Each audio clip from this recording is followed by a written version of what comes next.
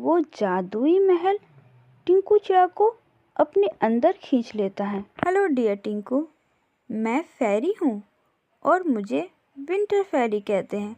मैं इस जंगल में विंटर लेकर आई हूँ। तुम उस महल से बाहर अपनी मर्जी से नहीं आ सकते।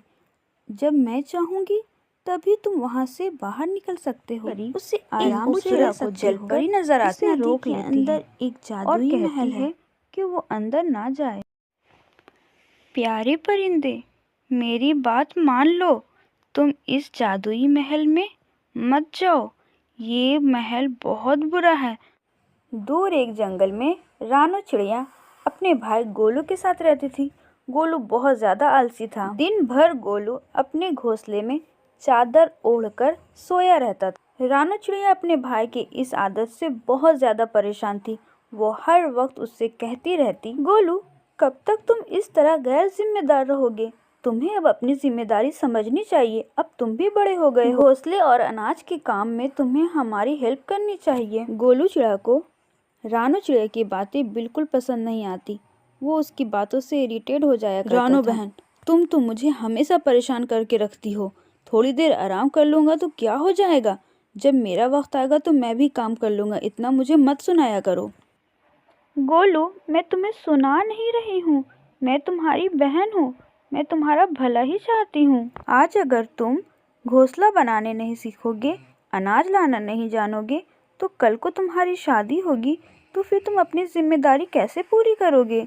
मैं तुम्हारी बहन हूँ, तुम्हारा भला सोचती हूँ मेरे भाई। भला? थोड़ी देर आराम भी नहीं कर सकता। जा रहा हूँ मैं जंगल लकड़ियाँ तोड़ने।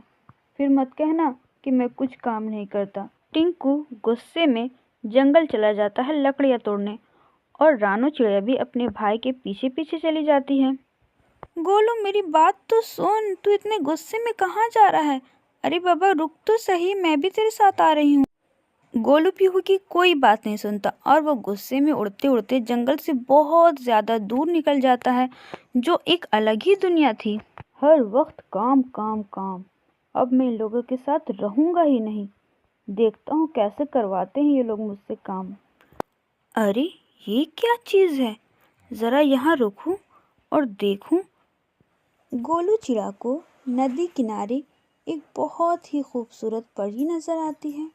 वो परी को देखकर वहीं पर रुक जाता है और कहने लगता है, हेलो मैम, आप कौन हो?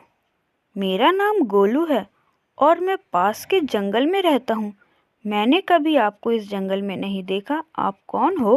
हेलो डियर टिंकू, मैं फेरी हूँ और मुझे विंटर फेरी कहते हैं।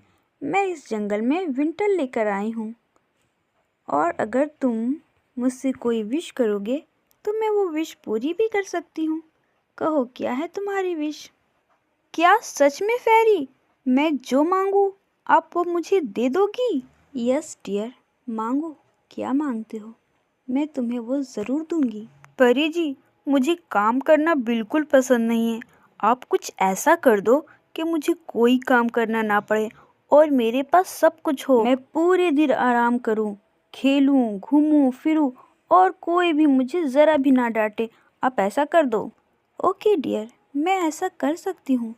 मैं तुम्हें एक जादुई महल में भेज दूंगी जहाँ तुम्हें तुम्हारी पसंद की हर चीज़ मिलेगी। जादुई महल? हाँ, मैं वहाँ जाना चाहता हूँ। आप मुझे वहाँ भेज दो। ठीक है टिंकू, लेकिन तुम उस महल से बाहर अपनी मर्जी से नहीं आ सकते। जब मैं चाहूँगी तभी तुम वहाँ से बाहर निकल सकते हो। हाँ परी जी, मैं आपकी इस बात से पूरी तरह राजी हूँ। मुझे तो वैसे महल से वापस आना भी नहीं है। प्लीज़ आप मुझे वहाँ भेज दो ना, जल्दी भेज दो ना वहाँ। परी स्नो फेरी थी और उसके पास स्नो वाली पावर थी। विंटर फेरी स्नो बॉल के साथ एक मैजिक करती है और उसकी वजह से टिंकू चिड़ा उस नदी के अंदर चला जाता है और देखते ही देखते उस नदी में गायब हो जाता है। कभी नहीं आ सकता। महल के किनारे परी उसे आराम से रह सकती हो। परी नजर आती है, रोक लेती है। अंदर एक जादुई महल है कि वो अंदर ना जाए। प्यारे परिंदे, मेरी बात मान लो, तुम इस जादुई महल में मत जाओ। ये महल बहुत बुरा है। अगर तुम यहाँ जाओगे तो फिर कभी वापस नहीं आ पाओगे। तुम परिंदे हो, तुम्हें उड़ना पसंद है। ऐसा कहकर जलपरी नदी के अंदर चली जाती है और टिंकू चिड़ा खड़ा वहाँ पर सोचने लगता है। और कुछ देर बाद वो जादुई महल टिंकू चिड़ा को अपने अंदर खींच लेता है। आगे की स्टोरी देखने के लिए प्लीज़ आप मेरे चैनल को सब्सक्राइब कर लो। टिंकू चिड़ा महल में राजा महाराजा की तरह जिंदगी गुजारने लगा। वो दिन भर महल में आराम करता, घूमता, खेलता और मस्त वाली लाइफ एंजॉय करने लगा।